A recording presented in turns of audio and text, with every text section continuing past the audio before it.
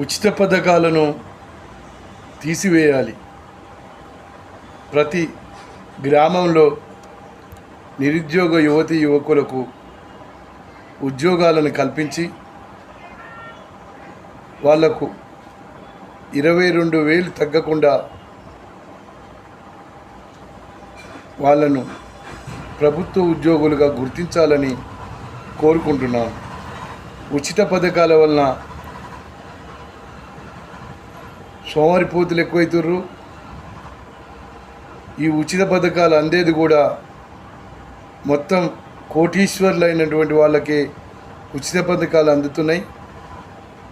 అసలు పూర్తిగా ఉచిత పథకాలు తీసేయాలని చెప్పేసి ప్రభుత్వాన్ని డిమాండ్ చేస్తున్నా. ప్రతి ఒక్కరికి ఉద్యోగం ఇవ్వాలి, ఉపాధి కల్పించాలి. మీ యాదగిరి రాజయోగి, భువనగిరి పార్లమెంట్ అభ్యర్థి.